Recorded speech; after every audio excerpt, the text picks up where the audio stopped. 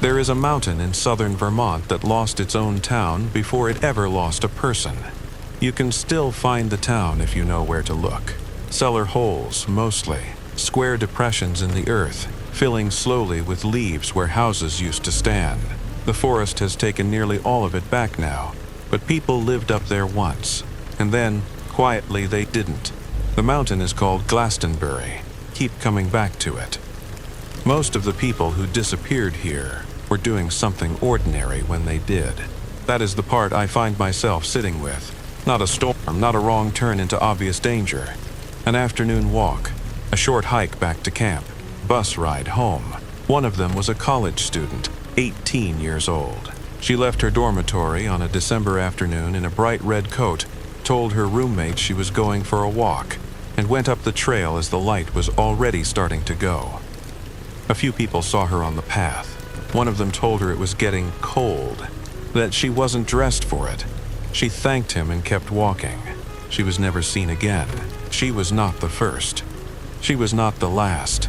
That is the thing about this mountain that has kept me here. Reading late longer than I meant to. Over 5 years, it took 5 people who had no business getting lost, and 4 of them it simply kept. No trace, no answer. Question the people who lived here have carried quietly for the better part of a century. These are the drowsy detective case files, cold cases, disappearances, events that happened in quiet places and were never fully explained. I review them late at night, when there is time to think without interruption, when the details that get overlooked in the daylight have room to surface. If you find yourself returning to the same kinds of questions, the ones without clean answers, this is the place for them. You are welcome here anytime. New files come regularly.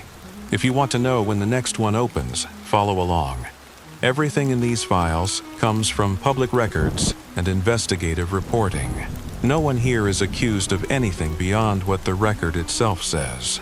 Glastenbury sits in the far southwestern corner of Vermont, in the Green Mountains, a few miles from the town of Bennington. It is not a dramatic peak. It doesn't have the kind of sharp summit that draws climbers or postcards. It is a long, dense, forested rise, broad-shouldered, dark with spruce and hemlock and bare hardwood, folded with hollows and creeks, the kind of mountain that looks, from a distance, like a great sleeping thing covered in trees. The long trail runs along its ridges, the footpath that travels the whole length of Vermont, north to south, all the way to Canada. Down at its base run the smaller roads and hollows. Bickford Hollow, a place the locals called Hell Hollow, Harbor Road, the village of Woodford. To the south sits the Somerset Reservoir, flat and gray under the sky. It is beautiful country. I want to be clear about that, because the rest of this is going to be strange, and the strangeness works better if you understand that this is not a forbidding place. People hunt here, people hike here. People have built cabins and raised families and lived ordinary lives in the shadow of this mountain for a very long time. In summer it is green and loud with insects. In autumn it turns, the way New England turns, into something almost unbearable to look at. It is, by every ordinary measure, a good place. The Abenaki, who knew this land for thousands of years before anyone built a road through it, are said to have regarded the high ground with a particular caution. There are accounts, and I'll be honest, that accounts like these are hard to verify, passed down and reshaped over generations, that they thought of the mountain as a place where the 4 winds met. A place to pass through, perhaps, but not a place to linger. Whether that's history or folklore that grew up later to explain things, I can't tell you with certainty. But it's the kind of detail that sits with you once you've heard it. Here is what is documented, though. Here is the part that isn't legend. There was once a town up here, a real one, with a name and a post office and people who paid taxes and went to church and buried their dead in the ground. It was called Glastenbury, the same as the mountain, and for a while in the 1800s it was a going concern. What brought people up the mountain was wood. The slopes were thick with timber, and in an age that ran on charcoal and lumber, that timber was money. Men came up to cut it. They built kilns to burn the wood down into charcoal, and the charcoal went down the mountain to feed the iron forges and the stoves of a growing country. At its height, Glastenbury had a few hundred residents, not a city, but a town, enough for a community, enough for a way of life. The problem was always how to get the wood down. The mountain is steep, and a steep mountain is a hard place to move heavy loads. And so the people of Glastenbury did something that I find genuinely remarkable. The kind of thing that tells you how much money was at stake and how much faith people had that it would last. They built a railroad. Up the side of the mountain, one of the steepest railroad grades anyone in the region had ever attempted, rising hundreds of feet for every mile of track, climbing and switching back through the forest, hauling the timber and the charcoal down to the valley. For a while, it worked. The trains climbed the mountain and came back down loaded, and the town held on. And then, the timber ran out. That's the thing about cutting down a forest for a living. It is, by its nature, temporary. You can only cut the trees once, and when the slopes of Glastenbury had been stripped of the wood that made the town worth living in, the reason for the town went with it. The kilns went cold. The work dried up. People began to leave, the way people always leave a place that no longer has anything to offer them. Not all at once, but steadily, a family at a time. The town tried to reinvent itself. There was an idea, late in the game, to turn the mountain into a destination, to bring people up for the air and the views, to make Glastenbury a place you visited rather than a place you worked. The old railroad was converted to carry passengers instead of charcoal. For a brief season, it even seemed like it might take. Then the rains came, and a flood tore out the tracks, and that was the end of that. After that, there was almost nothing to hold anyone there. The population fell and kept falling, until by the 1930s the town of Glastenbury had dwindled to a literal handful of people. So few that, as the story goes, the remaining residents could fill every town office among themselves, because there was no one else left to do it. And eventually the state of Vermont did the only sensible thing.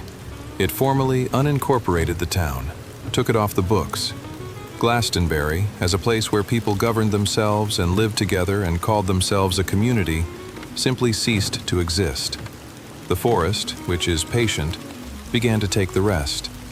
I think about that a great deal when I think about this mountain, because by the time the disappearances began, by the time the first of the 5 people we're going to talk about walked into these woods and didn't come out, vanishing was already what this mountain did.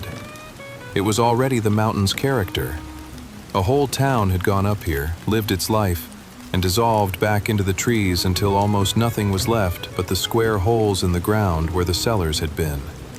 If you walk up there now, that's mostly what you'll find. Cellar holes.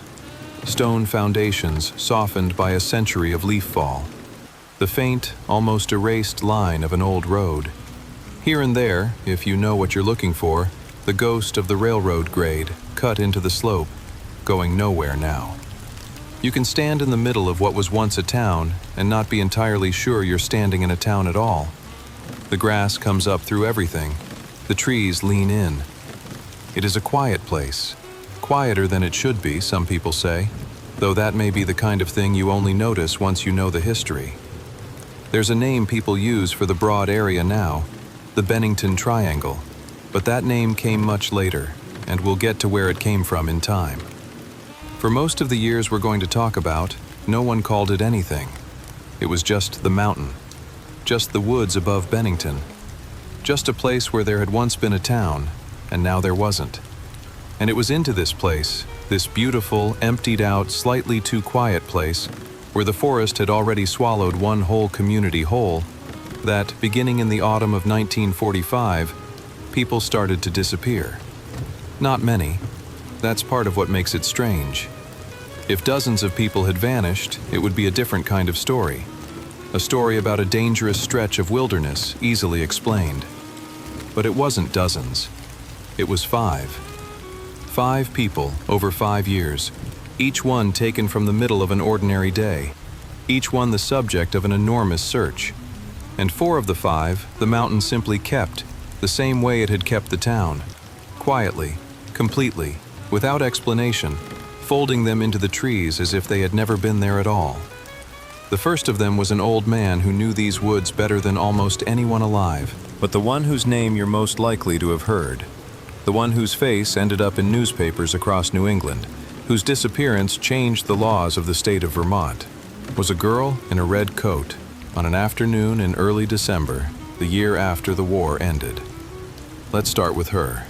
Her name was Paula Jean Weldon, and on the 1st of December, 1946, she was 18 years old.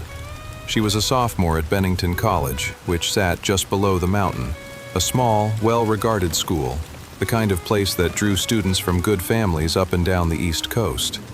Paula had come from Stamford, Connecticut. Her father, William Weldon, was a successful industrial designer. The family was comfortable, well-connected, the sort of family whose troubles got attention. She was the eldest of 4 daughters. By the accounts of the people who knew her, she was bright and independent and a little bit private. She was studying art, though she'd been thinking about switching, to botany, some said, or to music. She liked the outdoors. She hiked, she'd done some camping. She was not a fragile girl unused to the world. She worked shifts in the college dining hall. She was, in other words, an ordinary young woman in the middle of an ordinary life, with the whole open expanse of that life still in front of her. The 1st of December was a Sunday. It was exam period, and most of the campus was bent over books. Paula, by the account of her roommate, Elizabeth Johnson, had been a little tired lately, sleeping more than usual, the way students do when the term grinds on.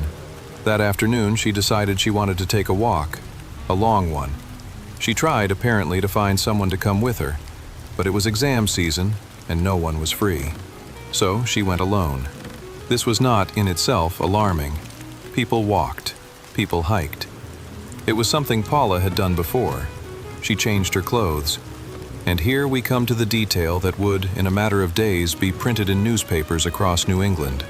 The detail that everyone who has ever heard of this case remembers. She put on a red coat, a bright red parka with a fur-trimmed hood. With it, she wore blue jeans and a pair of light sneakers. I want to pause on that coat for a moment because it matters in more ways than one. It mattered at the time because it made her visible. A bright red figure against the brown and gray of a Vermont December was something people would remember seeing, and several of them did. But it matters now for a quieter reason. That red coat is one of the few things about that afternoon we can say with complete confidence. We know what she was wearing. We know the color. In a story with so little solid ground, the red coat is solid. It is the last clearly visible thing. She left the dormitory sometime after 2:30 in the afternoon. Now, if you've ever spent a December in Vermont, you already feel the problem with that. In early December, in that part of the world, the sun sets early, around 4:20, 4:30 in the afternoon, and it doesn't fade gently. Once the sun drops behind the ridge of the mountain, the light goes fast and the cold comes down hard. Paula left after 2:30, dressed in a parka and jeans and light sneakers, with maybe 2 hours of daylight ahead of her. It suggests she wasn't planning to go far or to be gone long. A walk, not an expedition. She made her way toward the main road and did something that was completely normal for the time and that sounds slightly startling to modern ears. She hitchhiked. A contractor named Louis Knapp, heading home from work, picked her up. He was later questioned thoroughly and cleared. By every account, simply a man giving a college student a ride, something that happened all the time then. He remembered her as cheerful. He remembered specifically that she nearly slipped getting into his truck, and that he told her to be careful. He drove her a few miles east, out along the road toward the mountain, and dropped her near the entrance to the long trail. She thanked him for the ride, and she started walking. The long trail, remember, is the footpath that runs the length of Vermont. From where Paula started, it climbs up into the woods of Glastenbury Mountain and keeps going, north and north, all the way to the Canadian border, more than 270 miles away. A little while after Knapp dropped her off, she passed a few houses along Harbor Road, and some of the people there saw her go by, a young woman in a red coat walking toward the trail. And then, near 4 in the afternoon, in the Bickford Hollow area, she came upon a man named Ernest Whitman. He was a night watchman for the local paper, the Bennington Banner, and he was out there with a few companions. Paula stopped and asked him a question. She asked how far the trail went, and Whitman told her the truth, that it went all the way to Canada. He also, by his account, told her something else. He told her it was getting late and getting cold, and that she wasn't dressed warmly enough to be heading up the trail at that hour. She thanked him for the advice, and she kept walking. That is very nearly the last we know of Paula Weldon. A short way on, an elderly couple is said to have seen a young woman matching her description ahead of them on the trail in the failing light, watched her walk on, round a bend, and pass out of sight. When they reached the bend themselves, there was no one there, but that sighting was never firmly confirmed. What we can say is this. Sometime in the last of the daylight on the 1st of December, 1946, Paula Jean Weldon, 18 years old, in a bright red coat, walked up into the woods of Glastenbury Mountain, and the mountain kept her. Her roommate, Elizabeth, noticed she hadn't come back that night, but there was a rule at the college. If you were going to be out past a certain hour, you signed out, and Paula's name wasn't on the list, and Elizabeth assumed, reasonably, that she'd come in late and gone to bed. It was only the next morning, when Paula's bed hadn't been slept in, that the worry started. And once it started, it did not stop. What followed was unlike anything Vermont had ever seen. It's worth understanding why. When Mitty Rivers, the old guide the man will come to, had vanished a year earlier, it had been, in the main, a local sorrow, a community matter. But Paula Weldon was different. She was young, she was a woman, she was photogenic in a way newspapers love, and she came from a prominent family with the means and the will to demand answers. Her father drove up from Connecticut and threw himself into the search. The college suspended classes so students could join in, and the press came. Not just the local papers this time, but reporters from across New England, and then from beyond it. Paula's face and that red coat went out across the country. The search itself was enormous, hundreds of volunteers. Estimates run from 400 people to more than 1,000. Soldiers were brought in. Aircraft flew overhead. Bloodhounds were put on the trail. A reward was posted. For days and then weeks, people combed the woods of Glastenbury Mountain, the same woods that had swallowed a whole town 50 years before, looking for a girl in a red coat. They found nothing. And I mean that almost literally. Not the coat, not a sneaker, not a button or a bone or a scrap of cloth caught on a branch, not a sign of a struggle, not a sign of an animal, not a sign of an accident. For all the people who looked and all the ground they covered, Paula Weldon left behind no physical trace whatsoever. It was as if she had reached that bend in the trail, rounded it, and stepped out of the world. That total absence of evidence is, in its way, the strangest thing about the case, because most disappearances leave something. Someone who freezes in the woods is eventually found, if not that winter, then the next spring, by a hunter or a hiker. Someone who falls leaves marks. Someone who is taken leaves traces of the taking. The hardest cases to explain are the ones that leave nothing at all. And Paula Weldon's case left nothing at all. The search, for all its size, was also a mess, and this turned out to matter. There was no state police force in Vermont in 1946. None. Search and investigation fell to local sheriffs and whoever could be rounded up. And there was no central authority coordinating the effort. No standard procedure, no proper record keeping in those crucial first days when a trail is freshest. Volunteers crossed the same ground twice, while other ground went unwalked. Vermont had to borrow investigators from Connecticut and New York simply to have trained people on the case. Paula's father was furious about it, and he said so, publicly and at length, that the state had bungled the early days, kept no proper records, wasted the time that mattered most. And his anger had an effect. Out of the failure of the search for his daughter came something concrete. In 1947, the year after Paula vanished, the state of Vermont created its state police.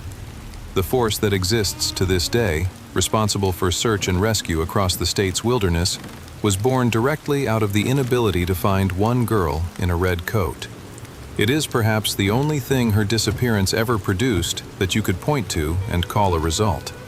There were theories, of course, there always are, that she had run away to start a new life, but she'd left her money behind, left an uncashed check her parents had sent, made no preparations, told no one, that she had met some harm at the hands of someone she encountered, and there was a local man, years later, who made and then took back certain statements and was looked at, and against whom nothing was ever established.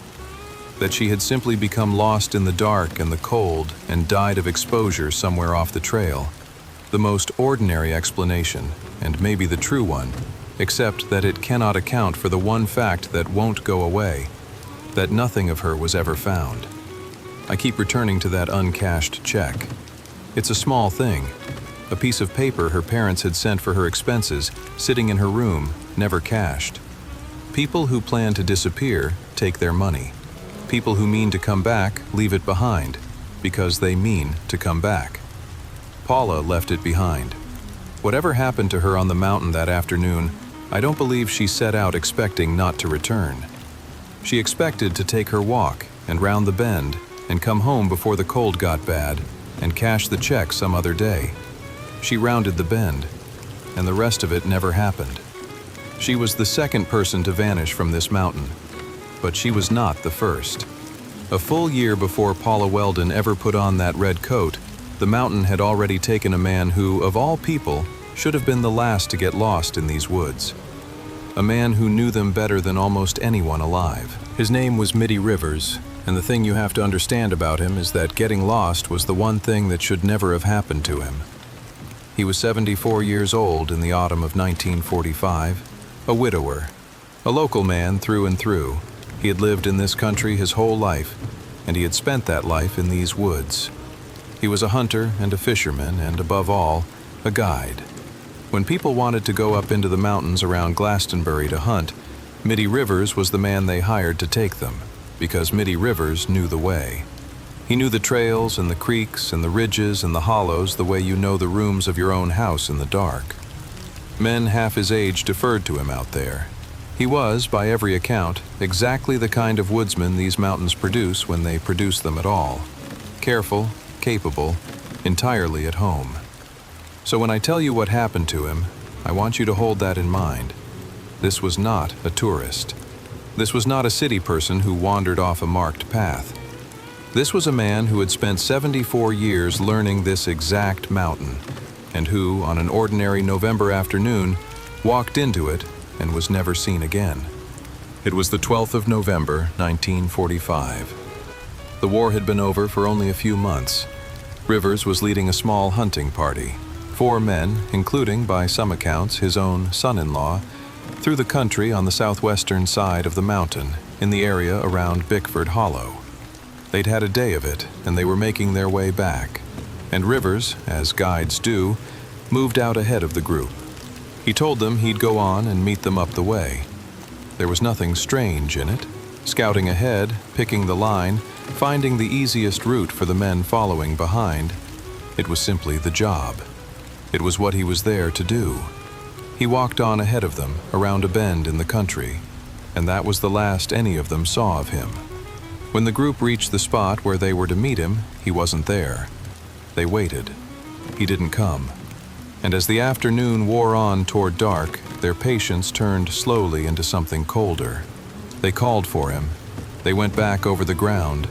They found nothing, no sign that he had passed that way at all, which is its own kind of strange, because a man leaves marks, and the men looking for him knew how to read them. There was just no Mitty Rivers anywhere, and no clear trace of where he had gone. The search that followed was, like the searches that would come after it, large and determined and ultimately empty. This was a beloved local man, and the community turned out for him. Volunteers, soldiers, neighbors. They combed the woods around Bickford Hollow for days. Men who knew the terrain searched the terrain they knew. And in all of it, across all those days and all those people, they found exactly one thing: a single rifle cartridge. lying near a creek in the search area. The kind of small brass object a man might drop, or that might fall from a pocket. It was identified as the kind he carried. And that was it. That was the sum total of the physical evidence that Mitty Rivers had ever been in those woods at all. Later, it's said, a hiker found a handkerchief that may have been his. One cartridge, and maybe a handkerchief. For a man who had spent his whole life on this mountain, that is what the mountain gave back. There's a small detail about that day that I keep turning over, and I'll give it to you for what it is. When the hunting party set out that morning, Rivers reportedly didn't take a lunch with him. He'd told the others he'd be back to eat. It's a tiny thing, but it tells you something about his state of mind, doesn't it? That he had no intention of being gone long. He wasn't planning a journey. He was planning to scout up ahead and come back and have his lunch with the men he was guiding. He expected to return within the hour. It's the same shape, isn't it, as the girl who left the uncashed check? Neither of them set out to disappear. Both of them expected to be back soon. The mountain had other ideas. There's another small thing about the timing that's worth noting because it becomes a pattern. Rivers went on ahead of his group in the afternoon, and it was in the afternoon, with the early November dark not far off, that he vanished.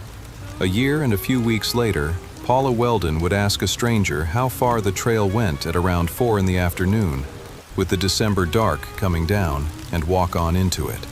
2 people, a year apart, both swallowed in that same narrowing window when the light is going and the cold is coming and the woods begin to close up for the night. I don't make too much of it. It may mean nothing. Afternoon is simply when people are out in the woods. Of course they vanish in the afternoon because that's when they're there to vanish. But once you've noticed it, it's hard to stop noticing. The hour the light goes. There's something about it that runs underneath this whole story. Now, the question that hangs over Mitty Rivers is sharper than the one that hangs over almost anyone else in this account, and it's worth stating plainly. How does a man like that get lost? If it had been a stranger, the answer would be easy. People who don't know the woods get turned around, lose the light, panic, make bad choices, and the cold finishes what the panic started. It happens. It's sad, but it's ordinary. The ordinary explanation for Mitty Rivers is that he was 74, that even a master woodsman is still an old man, and old men have strokes and heart attacks and falls, and an old man who collapsed alone in deep country might lie where he fell and never be found. That is probably the truth of it. I want to be honest with you about that. The most likely explanation is the quietest one, that age, or the body simply failing, took a man who had survived these mountains his whole life, in the one season and the one place where the woods could close over him before anyone could find him. But even the quiet explanation leaves a thread loose, because if he had fallen or collapsed, he would have fallen somewhere, and the men who searched were not amateurs. They knew how to find a body in these woods. They knew how to read the ground, and they found a cartridge by a creek, and maybe a handkerchief, and nothing else. No Mitty Rivers. Not that autumn, not the following spring, not ever. A man who weighed what a man weighs simply was not there to be found, in country that a great many capable people searched very hard.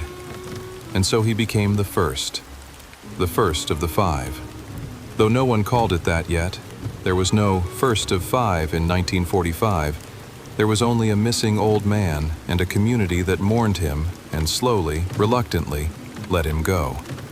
It would take years and more disappearances and eventually a writer with an eye for patterns before anyone looked back and put Mitty Rivers at the front of a list.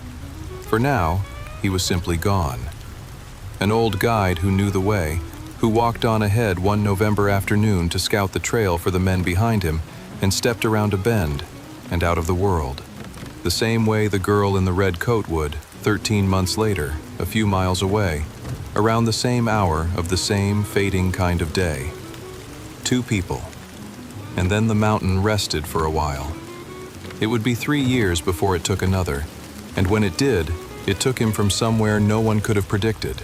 Not from a trail, not from the deep woods, but from a seat on a moving bus on a winter evening, 3 years to the very day after Paula Weldon walked up the long trail and didn't come back. The first thing to say about James Tedford is that he disappeared from the one place on this whole mountain where disappearing should have been impossible. Not a trail, not the deep woods, not a hollow at dusk with the cold coming down. James Tedford vanished from a seat on a moving bus, surrounded by other people, on a winter evening in 1949. And of all the strange things this mountain has done, that one may be the hardest to hold in your mind.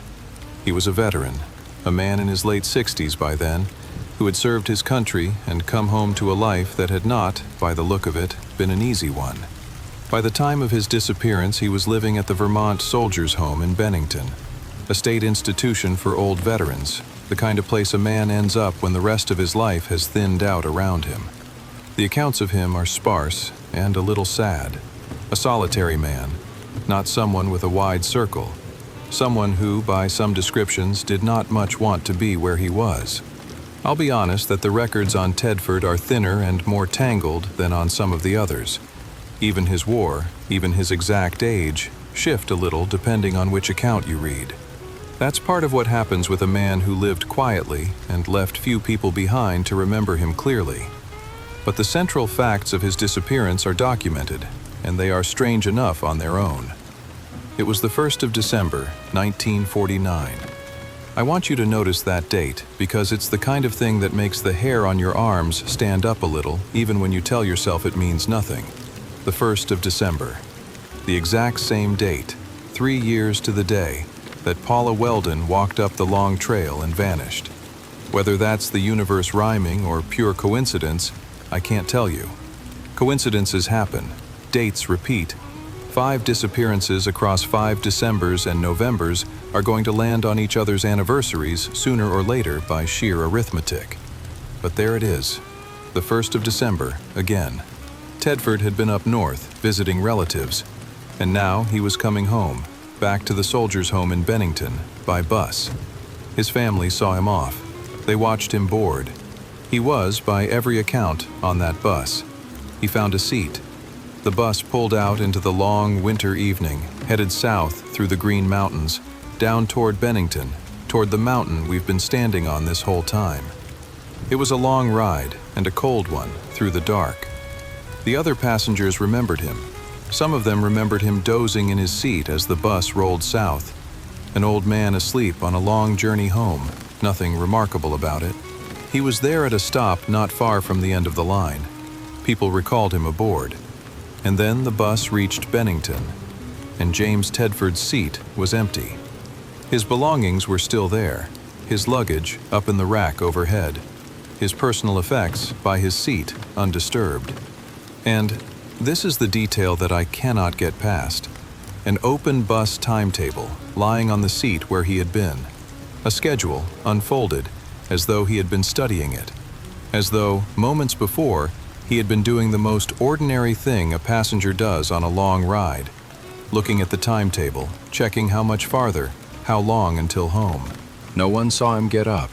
No one saw him get off. The bus, by the accounts, had not made an unscheduled stop. There was nowhere for him to have gone. He had been there, asleep in his seat, and then the bus arrived, and he was not there. And his suitcase was still in the rack above the empty place where he had been sitting. I've sat with that open timetable for longer than I'd like to admit. There's something unbearably human about it. A tired old man on a long bus ride home, in the dark, in the cold, checking the schedule to see how much farther he had to go. It's such a small, ordinary, hopeful gesture. How long until I'm home? And it's the last trace of him. The schedule of a journey he was on, and then was not on, lying open on an empty seat. Of course, there were attempts to explain it. A bus driver gave an account, by some tellings, of a passenger resembling Tedford getting off somewhere along the route, acting oddly, leaving of his own accord. But the other passengers didn't recall seeing him disembark, and the accounts contradict each other, and nothing was ever firmly established. And there's a detail that makes the whole thing sadder and stranger still. It appears that Tedford's absence wasn't even reported right away. Days passed, by some accounts a week, before the alarm was properly raised that an old veteran had simply not arrived where he was expected. By then, any trail there might have been was long cold. The chance to reconstruct that evening, to question people while it was fresh, was gone. So, we are left with very little. An old man, alone in the world, got on a bus to go home. People saw him aboard. The bus arrived. He was gone, and his things were not, and an open timetable lay on his seat. He was never found. Now, I want to be careful here because this is the case where the temptation to reach for something otherworldly is strongest, and I'd rather not reach. A man cannot literally evaporate from a moving bus, so the honest mind looks for the ordinary answer, and there are ordinary answers available, even if none of them sits quite right. Perhaps the accounts are simply wrong. Perhaps he did get off somewhere, confused, an old and possibly unwell man stepping out into a winter night at the wrong stop and wandered off, and the patchwork of faulty memory and slow reporting made it look stranger than it was. Perhaps the bus did stop and someone forgot. Memory is unreliable. Records from 1949 are incomplete. The strangeness of a story tends to grow in the retelling, and this story has been retold many times. That is the responsible explanation. Not that the bus did something impossible, but that the truth was mundane and got lost in the gaps of bad record-keeping and old memory. And yet, the belongings left behind, the open timetable, the fact that not one fellow passenger could say they saw him leave, and the date, the 1st of December, 3 years to the day. The responsible explanation may well be the true one, but it requires you to assume that several people misremembered, that the records failed in just the right way, that a frightened old man walked off into the dark unnoticed and was then never, ever found. It asks you to believe in a chain of ordinary failures, which is, I'll grant you, easier to believe than the alternative, that this mountain, having taken a master guide from the deep woods and a young woman from the trail, reached out one winter night and took a tired old man from his seat on a moving bus on the anniversary of the girl in the red coat and left his schedule lying open behind him. I don't know which it was. I lean, as I always try to, toward the ordinary. But I'll tell you that the open timetable is the thing I see when I close my eyes on this one. A man checking how far he had left to go. He had less far than he thought. The mountain was not finished. The next year, 1950, it would take 2 more, within 16 days of each other. And the first of those 2 was the one I find hardest to talk about, because the first of them was a child. Paul Jepson was 8 years old. I want to take this one slowly and gently, because he was a child, and because the people who loved him were real people who lived the rest of their lives with what happened on the 16th of October, 1950. There is no part of this I want to dwell on for effect. I only want to tell you what is known and to let it be what it is. The Jepson family lived a hard, modest life on the edge of Bennington. They kept pigs, and they had an arrangement with the town that put them in charge of the local dump, feeding the scraps and the waste to their animals, managing the refuse for the community. It was unglamorous work, the kind of work that keeps a family at the margins and a little apart from everyone else. They worked, mostly, alone. Paul was, by the descriptions that survive, a child who needed watching.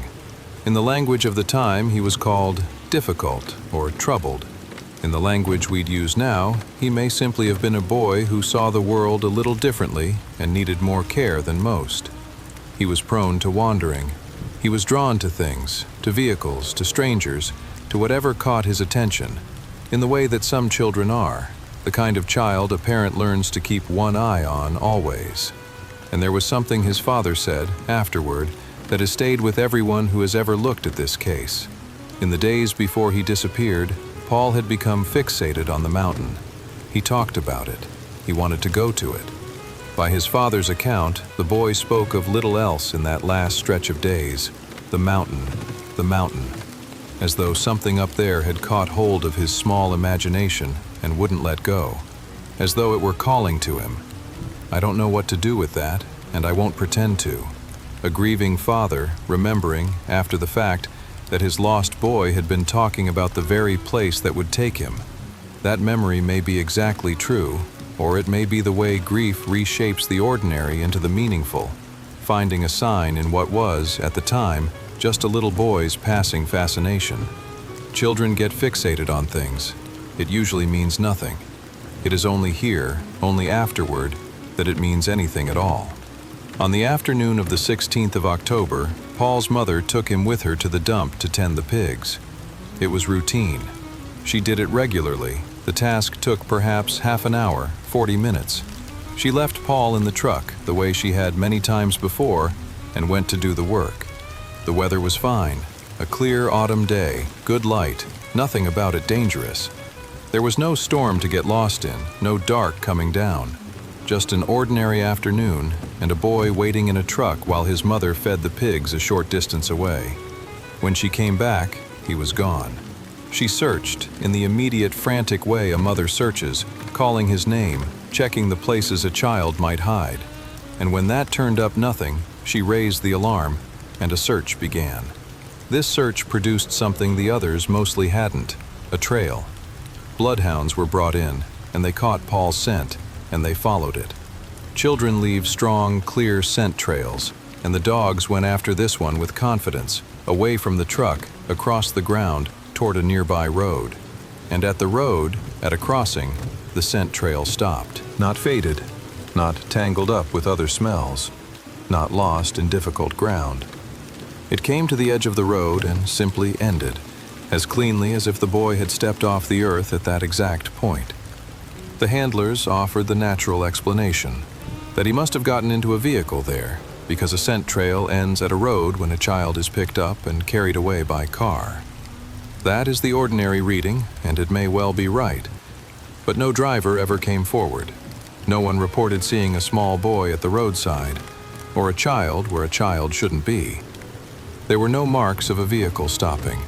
There was only the trail, ending at the road, and then nothing. Paul Jepson was never found.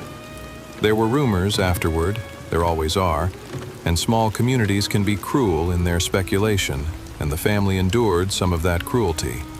I'm not going to repeat the things people said, because they were never anything more than things people said, unsupported by any evidence, aimed at parents who had just lost their child. What's documented is that the family, at some point, stopped speaking to the press and the police and withdrew. And honestly, whatever the reason, I find that easy to understand. There comes a point where a family in that much pain simply cannot keep performing their grief for strangers. They close the door. Who could blame them? What I keep from Paul's story is not the rumors and not even the strange, clean ending of the scent trail at the road. What I keep is the boy looking at the mountain. A small boy, in the last days of his life, gazing up at the high, dark rise above the town, talking about it, wanting to go to it. And then gone, on a fine, clear afternoon, from a parked truck in the time it took to feed the pigs. The trail leading toward the road and stopping, and somewhere beyond it, the mountain he'd been watching, the same mountain that had already taken a guide and a girl and a man from a bus, sitting there on the horizon the way it always had, the way it still does. He'd wanted to go to the mountain. That's the part I can't put down.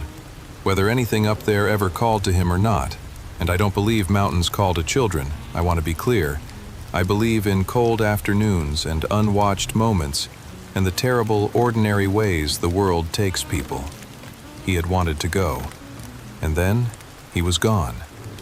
And the two things sit next to each other in the record. A boy's last wish and a boy's disappearance. And the space between them is exactly the size of everything we don't know about this place.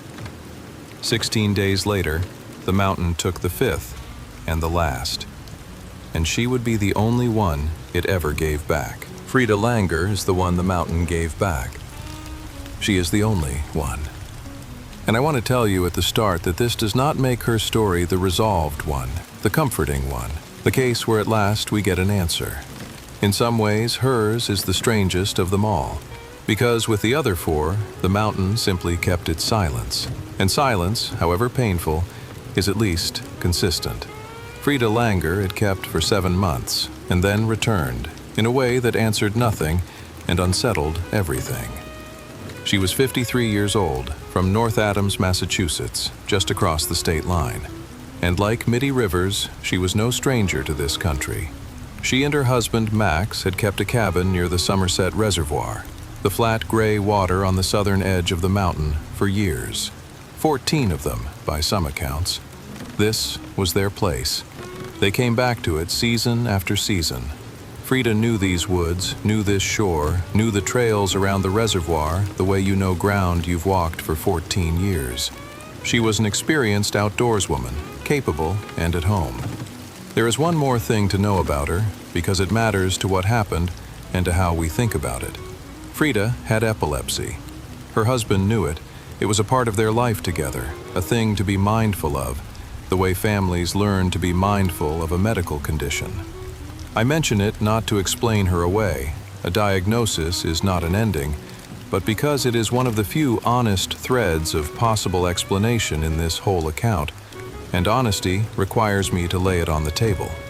It was the 28th of October, 1950, 16 days after Paul Jepson.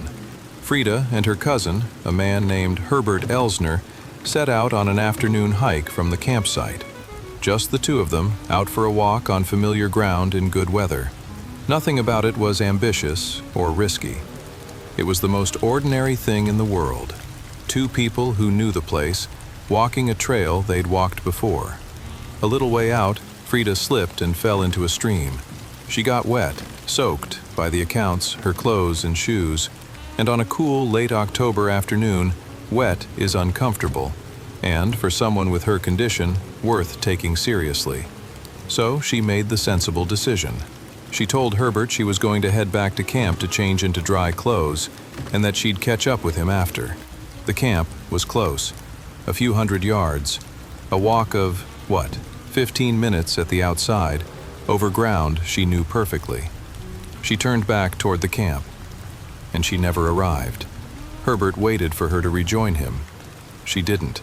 When at last he gave up waiting and walked back to the camp himself, he found Max, and he found that Frida had never come back at all.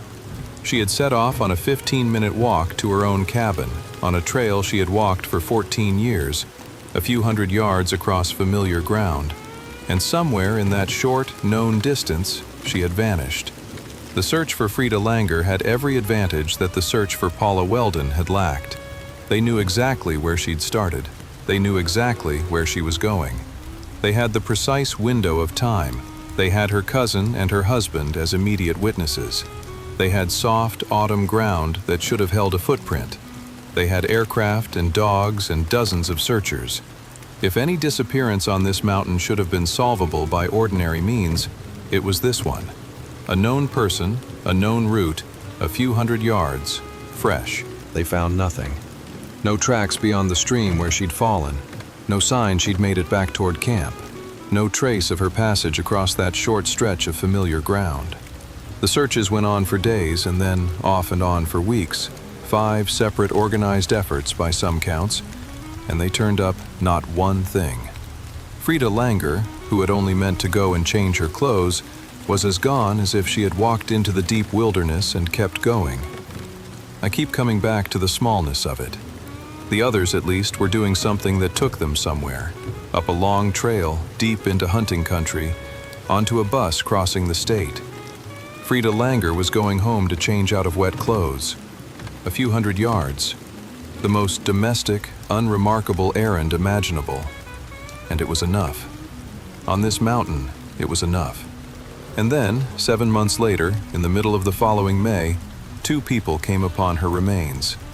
She was found near the eastern branch of the Deerfield River, about 3.5 miles from the campsite. 3.5 miles. From a 15-minute walk back to a cabin a few hundred yards away, in a direction that made no sense against where she'd been going. And here is the detail that turns the whole thing over in your hands. The place where she was found had already been searched. More than once, by some accounts, during those massive efforts the previous autumn. Searchers had been over that ground, and she had not been there.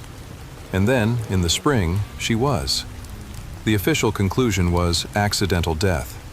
By the time she was found, after a winter in the open, the remains could not yield a clear cause. The determination was that she had died accidentally, and the case was closed. There was a theory offered to make the pieces fit, that she had somehow gone far astray, come to grief near the water, and that the body had been moved or carried by the swelling of the spring melt, surfacing months later in ground that had been bare when they searched it. It is a plausible theory. It accounts more or less for the distance and for the fact that she wasn't found the first time. Her epilepsy, too, offers a thread. A seizure, alone, in wet clothes, in the cold, could turn a 15-minute walk into a catastrophe in a way that needs nothing supernatural at all. I think that's likely the truth. I want to say that clearly. The most probable account of Frida Langer is the saddest and most ordinary one. That a medical emergency struck a woman alone on familiar ground, that she became lost or fell or seized somewhere she shouldn't have been, that the cold finished it, and that the spring water did the rest. No mystery required. But the mountain doesn't quite let you rest there, does it? Because it still leaves you holding the same questions. How does an experienced woman vanish over a few hundred yards of ground she's walked for 14 years? How does she end up 3.5 miles away, in the wrong direction entirely? And how does she come to lie, at last, in a place that searchers had already walked and found empty? She is the one the mountain gave back, and what it gave back was not an answer. It was the same silence as the others, wearing the shape of a resolution, close enough to a solved case that the file could be marked closed, and far enough from one that no one who looked at it closely ever truly believed it had been. 5 people then, in 5 years. An old guide, a young woman, a tired veteran, a small boy, and an experienced outdoorswoman who only wanted dry clothes. 4 kept entirely. 1 returned, months late, miles wrong, in ground already searched. And then, this is the part that still surprises me, it stopped. Whatever it was, it stopped. The disappearances ended as quietly as they had begun, and the mountain went back to being just a mountain. And for a long time, no one connected these 5 sorrows to each other at all. It would take more than 40 years, and a writer looking back across the distance, before anyone gave this thing a name. For more than 40 years, there was no Bennington Triangle. I think that's one of the most important things to understand about this whole story, and it's the thing that almost everyone who tells it leaves out. The name you may have come here knowing, the name that's probably on the title of this very file, did not exist while any of this was happening. There was no triangle. There was no phenomenon. There was no shape on the map. There were only 5 separate sorrows spread across 5 years, each one mourned on its own terms by the people it belonged to. Think about how that actually felt, lived forward instead of backward. In 1945, a community lost a beloved old guide and grieved him and let him go. 13 months later, a different set of people, a college, a family in Connecticut, a state full of newspaper readers, lost a girl in a red coat, and that was its own enormous and separate tragedy, with its own headlines and its own search and its own particular grief. 3 years after that, a few people who barely knew him noticed that a lonely old veteran hadn't come home. Then, a family on the edge of town lost a little boy. Then a husband at a reservoir lost his wife. 5 different circles of people, 5 different kinds of loss, scattered across half a decade. To the people living through them, these were not chapters of one thing. They were just the things that happened, sad, strange, unconnected, the ordinary catalog of misfortune that any place accumulates if you give it enough time. Nobody stood on the mountain in 1950 and said, 5. Nobody was counting. There was nothing yet to count. The connecting came much later, and it came from a writer. His name is Joseph Citro, a Vermont author, a folklorist, a man who made it his work to collect the strange stories of New England, the local legends and the unexplained corners of his home state. And sometime in the early 1990s, looking back across more than 4 decades, Citro did the thing that no one living through it could have done. He gathered the separate cases up. He laid them next to each other. He noticed that they clustered, in place, around one mountain, in time, within a handful of years, and in character, all of them these clean, traceless, baffling vanishings. And he gave the cluster a name. He borrowed it, knowingly, from the most famous disappearance zone in the world. He called it the Bennington Triangle. I find the act of naming genuinely fascinating and a little bit unnerving because of what it does. Before the name, there were 5 tragedies. After the name, there was one mystery. The same facts, the very same 5 people, the very same mountain, but reorganized into a single shape with a single sinister implication. That something here, something about this specific ground, was responsible. The name turned a list into a pattern. It turned coincidence into a question. And I want to be honest with you about both sides of that, because it's the heart of the whole thing. On the one hand, the name may have created a monster that was never really there. This is the skeptic's case, and it's a strong one. 5 disappearances over 5 years in a vast and rugged stretch of mountain wilderness are not actually a statistical impossibility. People do get lost in deep woods. Old men do collapse. Inexperienced hikers do freeze when the December dark comes down faster than they expected.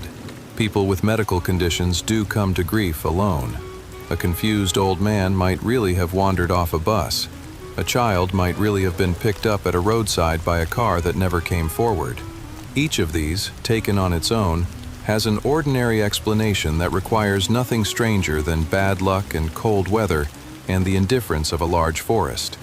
The triangle may be nothing more than 5 unrelated misfortunes that a clever writer, decades later, strung onto a single thread, and once the thread existed, we couldn't stop seeing it. We're pattern-finding creatures. Give us 5 dots and we'll draw a triangle whether the universe put one there or not. That's the honest, skeptical view, and I hold a good deal of it. And yet, on the other hand, the naming didn't invent the facts. It only arranged them. And the facts, arranged or not, are genuinely hard. The total absence of physical evidence in case after case, the traces that stop dead, a scent trail ending clean at a road, a search that finds one cartridge and nothing else, the impossible ones, the guide who couldn't be lost, and the man gone from a moving bus, the bodies that mostly never came, and the one that came back wrong from already searched ground. You can explain any single one of these. What's harder is the feeling, and I'll admit it's a feeling, not a proof, that you have to keep reaching for a different ordinary explanation each time, and that the ordinary explanations, stacked up, start to require their own kind of faith. The name may be folklore. The unease underneath it is not so easily dismissed. I don't think the mystery and the skepticism are enemies in the end. I think they live together. The Bennington Triangle is, almost certainly, a story we told about a coincidence. And it is also, just as certainly, built on a foundation of real disappearances that no one has ever fully explained. Both of those things are true at once, and the place where they overlap is exactly where this case lives, and why it won't let go of the people who find it. There's a coda worth telling, because it shows the mountain is still the mountain. In 2008, long after the disappearances, long after the name, a man went up onto Glastenbury for a day hike, an experienced hiker by his own account on familiar ground. And somewhere up there, in the afternoon, things went wrong in a way he struggled afterward to describe. A disorientation that came over him strangely and fast. A fog, a sense of the woods turning unfamiliar, of the trail no longer being where it should be. He spent a frightening night lost on the mountain, and in the end, he was found, and he walked out alive. He walked out. That's the thing. He's the counterexample, the one who went up into the same woods, in the same kind of disorienting afternoon, and came back to tell about it. I don't offer his story as proof of anything otherworldly. A person can get badly turned around in deep fog on rough ground. It happens to experienced people. That's the plain truth of it. But I offer it because it's a reminder that the mountain didn't stop being what it is when the disappearances ended and the name got attached. The fog still comes down. The trail still disappears. The light still goes early. People still get lost up there. Most of them come back.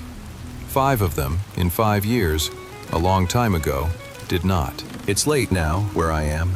It usually is, by the time I get to the end of one of these. I've had this file open for a long while, longer than most, and I find that what stays with me when I set it down isn't the strangeness. It isn't the scent trail ending at the road, or the open timetable on the empty seat, or the body that came back from ground already searched. Those are the things that get told and retold, the hooks the story hangs on. But they're not what stays. What stays is the mountain and the people. So let me end where I started, with both.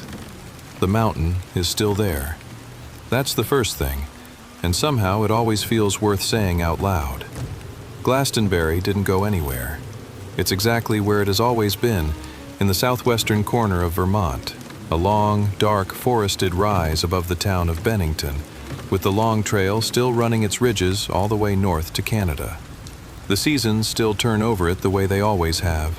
The fog still settles into the hollows. The light still goes early once the sun drops behind the ridge, and the cold still comes down fast behind it. If you went up there this coming December, on an afternoon near dusk, you would feel exactly what every person in this story felt. The quiet closing in, the trees going dim, the particular hush of that place at that hour. And the town is still gone. That's the thing I keep circling back to.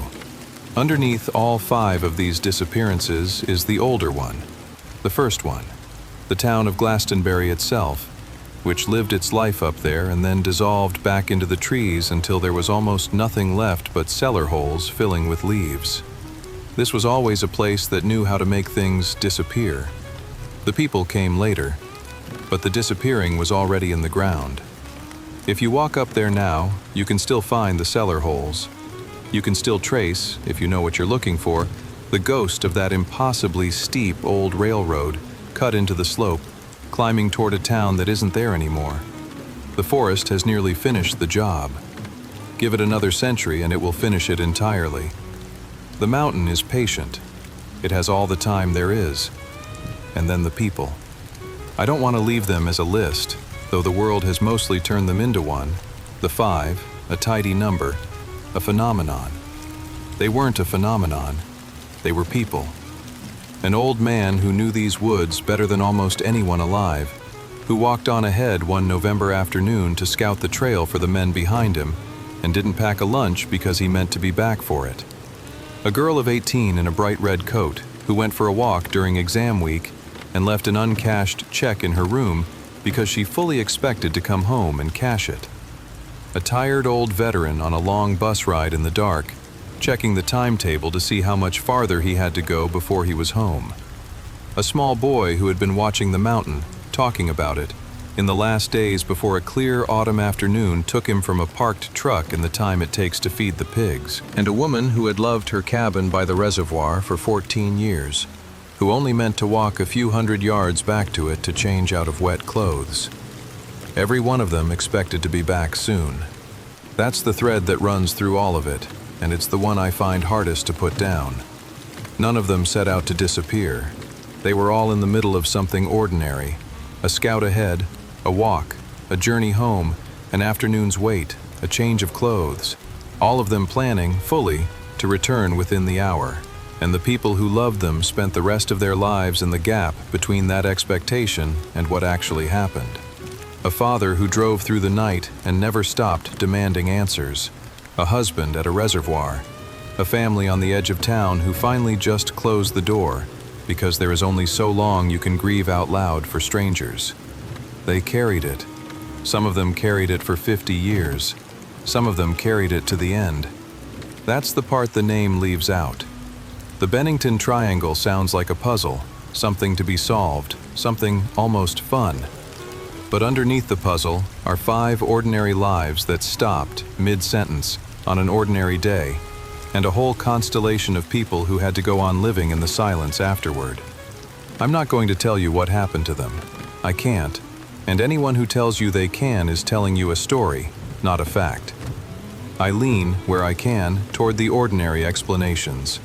The cold, the dark, the early sunset, an old man's failing heart, a seizure on familiar ground, a child at a roadside, a confused man at the wrong stop. I think the truth is probably stitched together from things like that, things that need nothing stranger than bad luck and a large, indifferent forest. The skeptic in me believes that, and I trust the skeptic. But I'd be lying if I said the file closes clean. It doesn't. It never has. Because every ordinary explanation leaves a thread hanging, the total absence of anything found, the traces that stop dead, the guide who couldn't be lost, the man gone from a moving bus, the body in the already searched ground. You can explain any one of them. It's the having to explain all of them separately, each in its own ordinary way, that wears at you in the end. So I'm not going to manufacture an ending the case doesn't have. I'm just going to set it down. The mountain is still there. The town is still gone. The trail still disappears into the fog on a December afternoon, the way it did for them. And the question, what is it about this one stretch of mountain, stays exactly where it has always been. Open, quiet, patient. The way it was before I ever pulled the file, and the way it'll be after I put it back. Some questions don't get answered. They just become part of how you think about a place. This is the kind of question I'll be carrying for a while.